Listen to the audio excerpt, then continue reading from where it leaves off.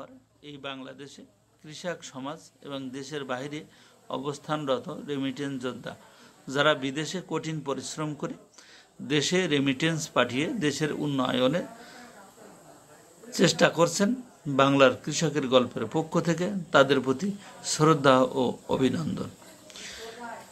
কেউ বা বিদেশে অবস্থান করে স্বাবলম্বী হবার আশায় সোনালী স্বপ্ন দেখে পরিশ্রমের মাধ্যমে দেশে রেমিটেন্স পাঠায়।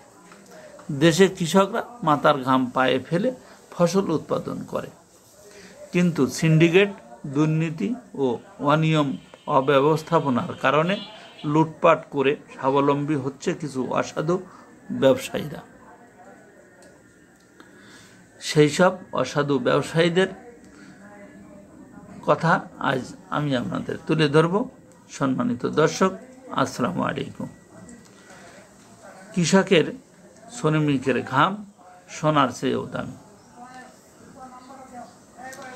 সেই কৃষকের কৃষি পণ্যের তথ্য আপনাদের তুলে ধরব আমি মোহাম্মদ ফরিদউদ্দিন, সাথে আছে বাবলু কাজী। গ্রামীণ পর্যায়ে গ্রামের প্রতিটি বাড়িতে, ক্ষেত খামারে মাছের ঘেরের বেড়িবাঁধের উপর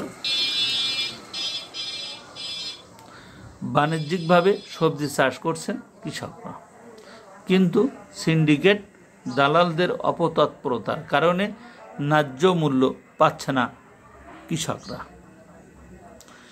কৃষকদের পণ্যের ন্যায্য মূল্য নিশ্চিত করতে গ্রামীণ হাট বাজারগুলোতে বাজার ব্যবস্থাপনা নিশ্চিত করতে সরকারের নজরদারি বাড়াতে হবে। তাহলেই ভোক্তা অধিকার নিশ্চিতকরণে উদ্যোগ নিলে বিক্রেতা এবং ভোক্তা পর্যায়ে উভয়ের জন্যই ভালো হবে। বাংলাদেশের বাজার ব্যবস্থা বহুমুখী। দেশের হাট বাজারগুলোতে পণ্য সামগ্রী ব্যাপক উপস্থিতি লক্ষ্য করা গেলেও পণ্যের দাম স্থিতিশীল রাখতে পারে না।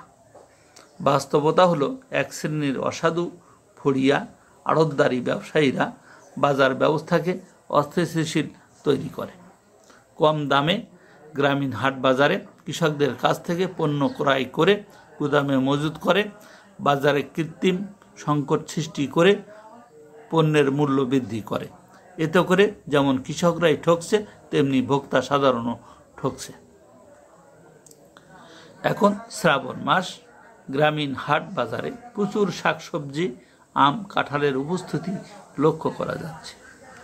তারপরও সবজি, আম, কাঁঠালের মূল্য অস্বাভাবিক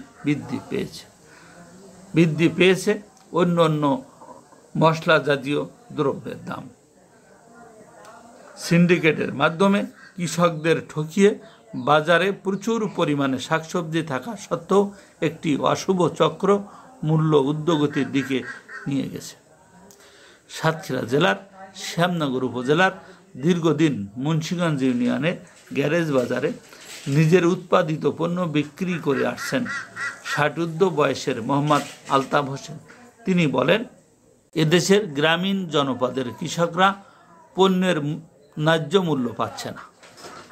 ফড়িয়া আড়তদারগণ সিন্ডিকেটের মাধ্যমে কেনাবেচা করে।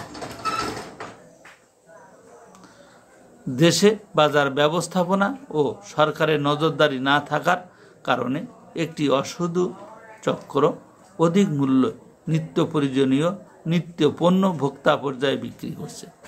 আধুনিক বাজার ব্যবস্থাপনা নিশ্চিত করে এবং কৃষকদের পণ্য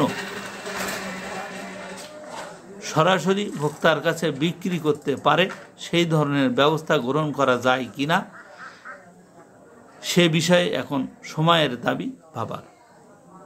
সম্মানিত দর্শক, কৃষক বাংলাদেশের প্রাণ। তারা উদ্যোক্তা, উদ্ভাবক, তাই তাদের প্রতি শ্রদ্ধা সম্মান করতে হবে, তাদেরকে উৎসাহিত করতে হবে, তাদের পণ্যের সঠিক মূল্য নিশ্চিত করতে হবে। তাহলে দেশ শাকসবজি, ফলমূল, মশলা জাতীয় দ্রব্য উৎপাদন বৃদ্ধি পাবে, দেশের চাহিদা মিটিয়ে বিদেশে রপ্তানি করা যাবে। আজকের মতো এখানেই শেষ করছি। কথা হবে অন্য কোনো বিষয় নিয়ে। ধন্যবাদ সকলকে।